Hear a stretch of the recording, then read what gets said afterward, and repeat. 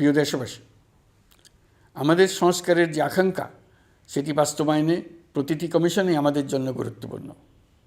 তবে নির্বাচন ব্যবস্থা সংস্কার ও সংবিধান সংস্কার কমিশনের কথা আমি একটু আলাদাভাবে বলতে চাই।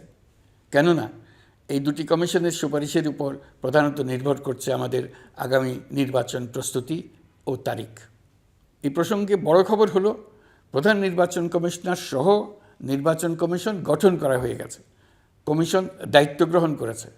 এখন থেকে তাদের হাতে দায়িত্ব ন্যস্ত হলো ভবিষ্যৎ সরকার গঠন করার প্রক্রিয়া শুরু করার। তারা তাদের প্রস্তুতির কাজ শুরু করেছেন। তাদের হাতে অনেক কাজ। প্রথমে সবচেয়ে বড় কাজ ভোটার তালিকা হালনাগাদ করা। এটা এমনিতেই কঠিন কাজ। এখন কাজটা আরও কঠিন হলো এই জন্য যে গত 3টা নির্বাচনে ভোটারদের অংশগ্রহণ করার সুযোগ ছিল না। ভোটার তালিকা যাচাই করার সুযোগ হয়নি কারণ। গত 15 বছরে যারা ভোটার হওয়ার যোগ্য হয়েছে তাদের সবার নাম ভোটার তালিকায় তোলা নিশ্চিত করতে হবে। এটা একটা বড় কাজ। ছাত্র জনতার অভ্যুত্থানের পর এখানে গলদ রাখার কোনো সুযোগ নেই। দীর্ঘদিন পর এবার বহু তরুণ তরুণী জীবনে প্রথমবারের মতো ভোট দেবে। অতীতে তাদেরকে সে অধিকার এবং আনন্দ থেকে বঞ্চিত করা হয়েছে। তাই এবারের নির্বাচনে তাদের ভোটদান একটি স্মরণীয় ঘটনা হয়ে থাকবে।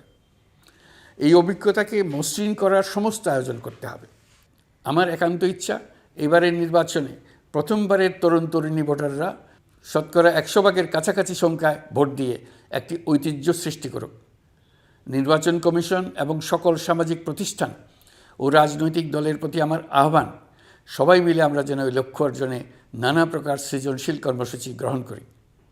এখন থেকে সবাই মিলে এমন একটা ঐতিহ্য সৃষ্টি করি যেন স্থানীয় নির্বাচন সহ সকল নির্বাচনে সকল কেন্দ্রে প্রথমবারের ভোটাররা 100% কাছাকাছি সংখ্যায় ভোটদান নিশ্চিত করবে।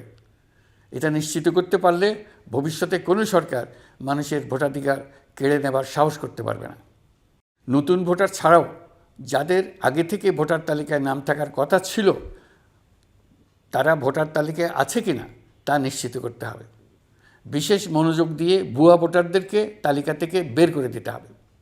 এবার আমরা প্রবাসী বাংলাদেশিদেরকে ভোট দেওয়া নিশ্চিত করতে চাই। অতীতে আমরা এই ব্যাপারে অনেকবার আশ্বাসের কথা শুনেছি। এই সরকারের আমলে এটা যেন প্রথমবারের মতো বাস্তবায়িত হয়, এটা আমরা নিশ্চিত করতে চাই। এর জন্য একটা নির্ভরযোগ্য ব্যবস্থা করতে হবে। সব কিছুই সমসাপেক্ষ ব্যাপার। এর সঙ্গে যদি আমরা নির্বাচন প্রক্রিয়া আরও উন্নত করতে চাই, নির্বাচন সংস্কার কমিশনের সুপারিশমালা বাস্তবায়ন করতে চাই, তাহলে প্রয়োজনীয় সংস্কারের বিস্তৃতি ও গভীরতা অনুসারে নির্বাচন কমিশনকে সময় দিতে হবে।